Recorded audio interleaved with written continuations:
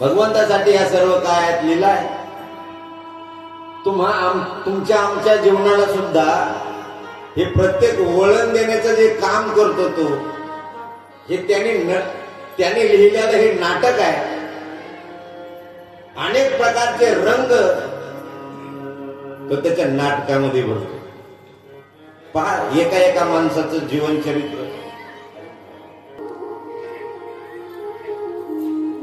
अनेक प्रकारचे रंग भरतो ना. आपलं जीवन आपल्याच जीवनावरून पहा. आपण जन्माला येतो, जन्माला आल्याच्या नंतर किती आनंद, काय कळतं त्या मुलाला काहीच कळत नाही, सदा आनंदित असतं. कोणी येतं त्याच्याकडे पाहतं, ते त्याच्याकडे पाहून हसत आणि आपण त्याला म्हणतो पहा ना कसा खुदखुद हसतोय, कसा खुदखुद हसतोय. तोपर्यंत हसू आहे, जोपर्यंत लहान आहे. काहीच जीवन इतकं सुंदर रंगवतो, इतकं सुंदर रंगवतो, सगळं काही त्याला त्याच्या मनाप्रमाणे मिळतं. त्याचं बालपण आनंदात जातं, सर्व मस्तीत जातं. प्रत्येक हवी असलेली गोष्ट त्याला प्राप्त होते. त्याने इच्छा करावी आणि ती गोष्ट त्याला प्राप्त होते. आई वडील त्याचा संपूर्ण लाड पुरवतात. त्याच्या मनाविरुद्ध एकही क्रिया होत नाही. पुढे लग्न करायचे, मनाप्रमाणे पती किंवा पत्नी मिळते. अगरबत्ती कुठे लावायचं काम पडत नाही, कोणाला नवस करायचं काम पडत नाही. पाहिजे तसे लेकरं बाळ होतात. मुलगा होतो, मुलगी होते, अगरबत्ती लावायचं काम नाही, धूप नाही, दीप नाही, पंचारती नाही, महादेव नाही, पार्वती नाही, भोलेनाथ नाही, काहीच नाही. धन धान्य संपत्ती सगळं विपुल असतं.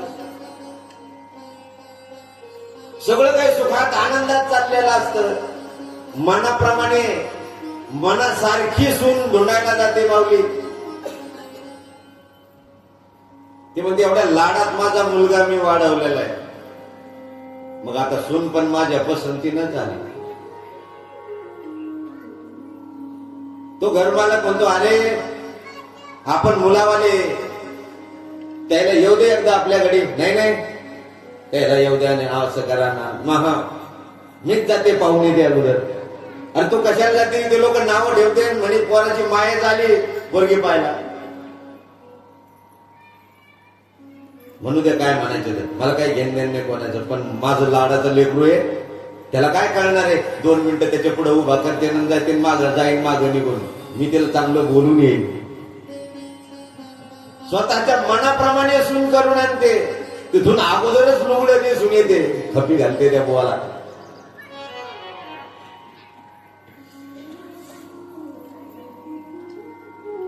मनाप्रमाणे सून आणते. मुलाला हे आवडते,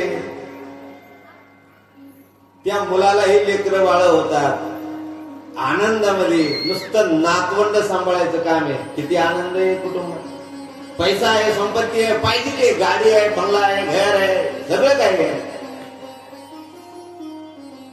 आणि एक दिवस बोलता बोलता सुनबाईचा आणि सासूबाईचा खटका पडतो. सून एकीकड, सासू एकीकड. म्हातारी मरते तरी सून डोकून पाहायला येत नाही म्हातारी मरून पडली का.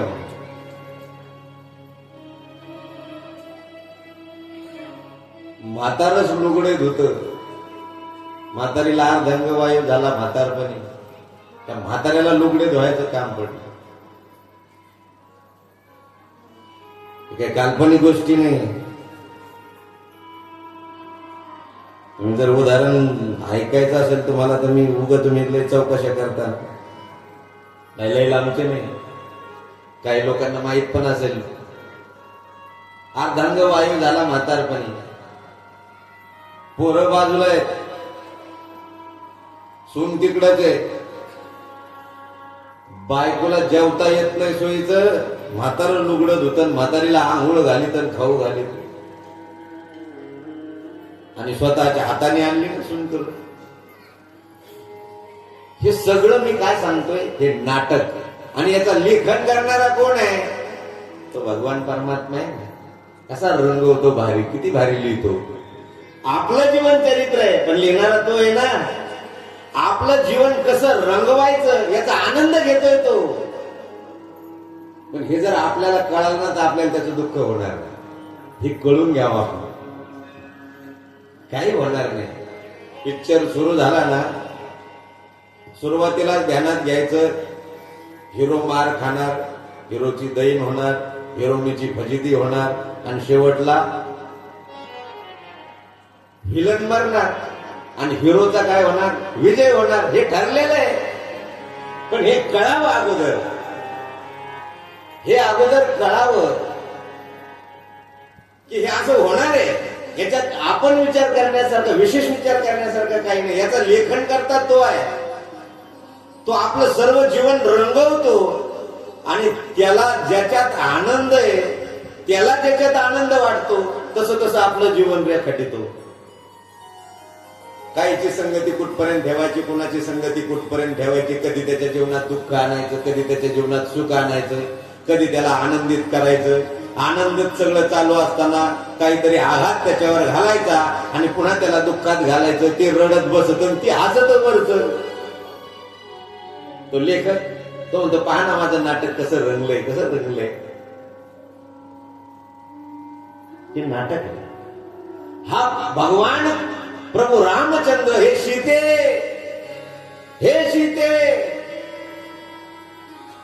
या नाटकाचा लेखक कोण आहे?